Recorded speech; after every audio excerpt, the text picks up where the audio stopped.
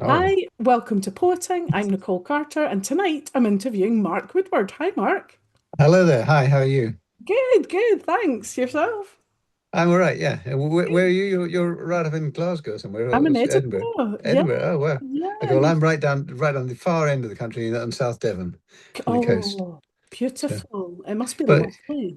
it's lovely everywhere. And Edinburgh is a lovely city though. It's wonderful. It's I've only been there once, but we had a wonderful time. And it's a although we went there in June, and it was still slightly it's quite a bit colder than it is here.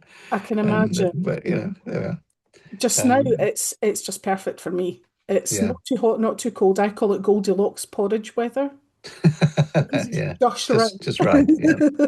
Okay. Yeah. Um, Well, it's been it's too hot here recently, but uh, it's well, the festival is coming up. The Edinburgh Festival's coming up next, yeah, sure. so it's already starting to get really busy here. So Yeah, I bet. uh, anyway, so let's get into it. If you could tell us a wee bit about yourself, please, that'd be good. Thanks. Okay. Well, I guess I would say I'm a poet and musician. I used to be more of a musician than I am now, and I'll explain why that is in a minute.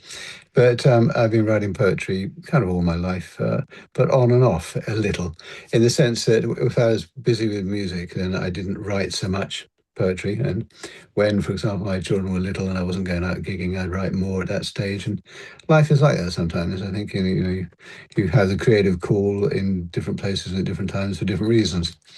Anyway, but I've had about 4 or 5 collections published so far, and poems all over the place really over the years. Um, yeah, what else can I tell you about me? Well, I guess the big thing which will be evident, particularly today, is I have Parkinson's disease. About 10 years ago, I was diagnosed with it now, and as long as I take my meds on time, I'm fine. But if I don't, I get quite shaky like this.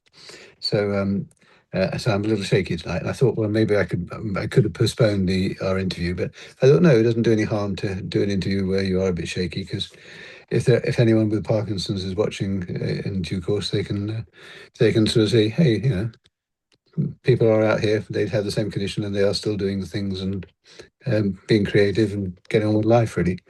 Inspiring. So Yeah, yeah, yeah, yeah. definitely. Anyway, well, I mustn't Perfect. always cover these things up. So, Well, but exactly. did say I used to play a lot of music for years. Mm, Only kind of like a semi-professional basis and doing gigs and things. But when Parkinson's came along, it kind of has stopped me. I can still play, but I can't play like I could. So I mm, don't really go out and do much in the way of music anymore. But I've written more as a result. So mm. yeah, that's pretty That's true. interesting. So you're writing more poetry now. Well, I think over the last 10 years, probably the last 15 years, I've written more. But like I said earlier on, if I had been out playing music, that would probably occupy my creative time. Mhm, Whereas if I'm mhm. not gigging, then your mind thinks, well, what else can I do? And then you come back to the poetry, really. So yeah, I think that's true. Cool. Thank you. Could you read us some of your work, please? Yeah, okay. But the one problem with I don't make this thing all about Parkinson's. The one problem with having Parkinson's is when it comes to doing a reading, yeah, it becomes difficult. So what I'm going to do is read 2 or 3 of my poems that I have memorized over the years, and this first one is a poem that is called Beyond Broadwood Widger. And back in the 1980s, that long ago, I used to work for the National Farmers Union in the wilds of North Devon, which was one of the least populated places certainly in England, if not the country as a whole. And I used to go around the farms in remote corners. And this is a poem that was written about that time and originally first published in a magazine of Devon poetry back in the early 90s, I think. And it's called Beyond Broadwood Widger. Let us suppose your car packs up. Out here, beyond Broadwood Widger, St Giles on the Heath, Virginstowe. It is night, a justice of darkness that lives on these shapeless acres. You walk the twisted lane a mile, and seeing lights you cut across. Fields, hedges, the woodland edge. Fields, gates, a dark shadowed copse. What do you feel? The brief breath of an owl. The waiting silence after a fox's cough. What do you hear?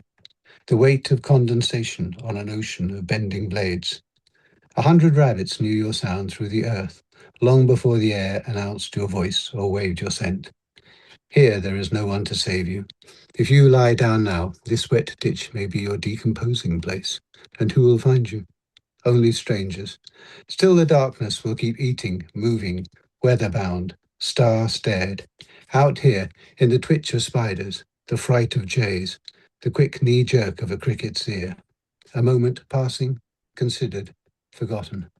The only trace, a disturbance in the scent blown down from the wood, an imprint on the retina of a cow's large, soft eye, fading. Beautiful. Thank you. So that's kind of about, I guess, about the countryside and rural isolation and remote places. And that ended up in my collection. Which one? Hyde Songs, I think, which little book that came out with Green Bottle Press. And that came out about in 2015 in the end. So yeah, so that's a poem. What else would you like? You want more poems? What should I read?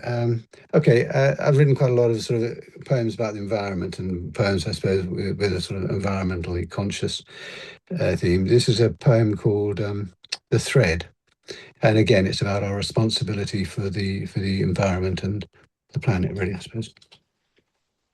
Standing on a strand made velvet by the shadow of the headland, she arcs a great beach pole and casts, hurling the hook, line, and lead weight far, far out beyond the breakers, to the seam where ocean and sky are stitched lazily together.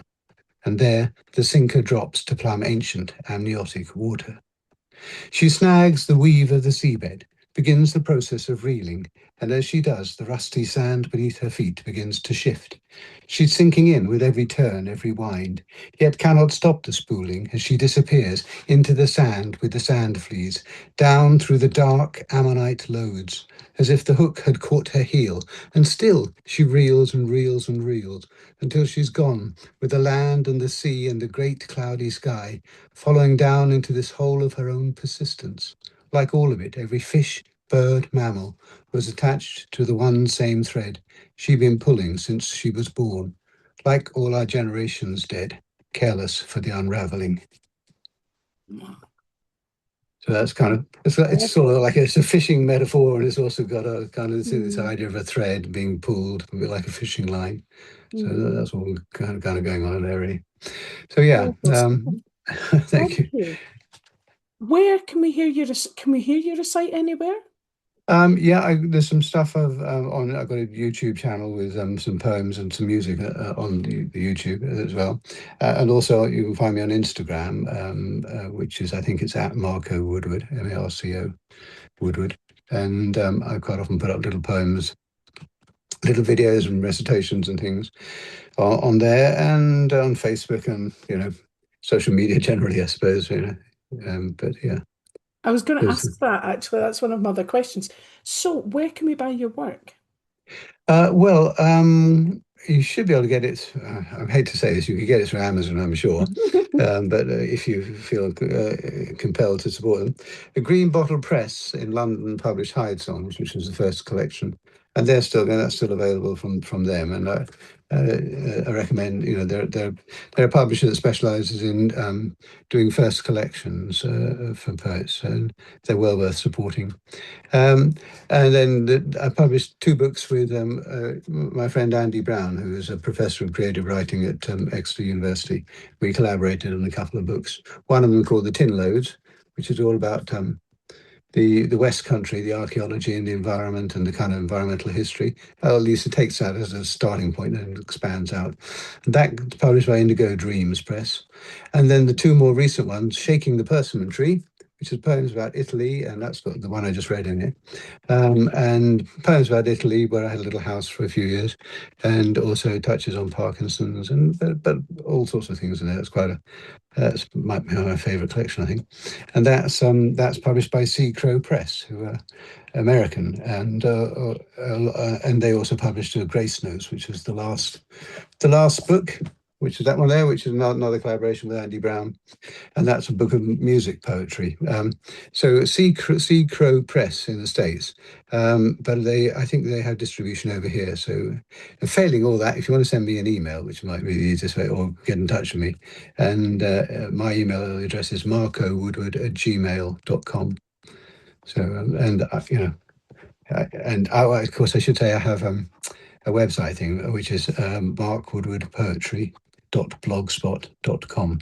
And that you can find out about all the books and everything there. Mark, Mark, Mark, Mark Woodward, Mark my Woodward. Mark Woodward Poetry. There's Mark Mark with a Woodward C, Poetry at, yes, Mark Woodward Poetry at blogspot.com. com. Right. Yeah, Okay, cool. that's probably And the best place really. right, okay, thank you. And your poetry plans? Oh, sorry. Your poetry plans? What are Oh, my they? poetry plans. Well, I've been working on a new collection for some time now. I was born in the States and I've done a bit of traveling over there. And this is a collection sort of with a bunch of poems about America, both my parents' time in the States and my own time there, and other work as well. And that's kind of nominally been accepted, but I'm by Seacrow Press, but I haven't quite finished it yet. And so I'm not quite sure I want to publish again with Seacrow Press because they've done a great job, but they're in America. And I think maybe I'd like to have a British publisher again, Mhm. but we'll see. Yeah, beggars can't be choosers, really. I think you've got to find someone who will publish you. I'm always grateful, and Seco Press has been very kind, so I shouldn't. So yeah, I need to have a conversation. Anyway, so hopefully at some stage in the next 12 months or so, we'll get that all together, and that book will, because it's been sort of on the cooker for the last couple of years, really. I fiddle with it, and every so often when you've got a book together, initially I thought, oh, that's it, I've done it, and then you sit there for a month or two and think, well, actually, I'm not so sure about that poem, and now I've written this new one here, and I think maybe I'll put this one in, take that one out, and so it just becomes an ongoing work in progress. I'm sure you must know. The amount of So, times I have edited my books, even though they've mm, been published, they've been self-published on Amazon, three of them.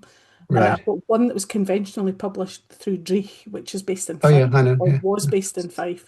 But self-publishing on Amazon is dangerous. Not only do they not sell my books, but also you can edit at any time. Oh So right. I figured out that I've had approximately 60 different versions of one book Okay. since Well, look, you see, in the you're in good past company. 15 years. You're in good company, wasn't it? Walt Whitman, whose great life's work was The Leaves of Grass, and he kept going back and revising it and revising it and even though it had been published, he would revise it again and again and again. I So didn't depending know on that. which edition you bought of Leaves of Grass, you got a different version of Walt Whitman's put work in it. Well, So would you say they're great collector's items then, each different I, version? I, I don't know. I'm not enough of a Whitman expert to know, but I suspect so. Yeah, and certainly I'm told that's what happened. So yeah. But, Okay, so what could you remind us what your social media platforms are, please? yeah, you'll find me probably. I don't use Facebook quite so much nowadays. I like Instagram more, and that's I think it's at Marco Woodward. There's this confusion over Marco and Mark. My name is Mark, but my dad always used to call me Marco. And when I Mhm. was getting my Gmail account, I could have had Mark 1234 or something. Mark Woodward 1234. Or I thought, I know, I'll just go for Marco Woodward. And of course, that stuck. I didn't need numbers and letters after it. But of Mhm. course, but anyway, so my on Instagram I'm Marco Woodward, but my website is Mark Woodward Poetry dot blogspot.com. Right. Thank Yeah, you very much. Perfect. Well, thank you very much, Mark. I really appreciate coming along, and it's been lovely to speak to you. And yeah, I will press stop record and right. Okay. Well, it's been lovely speaking say to you. goodbye And properly after that. yeah, Thanks, okay. Thank folks. you. Bye. Bye.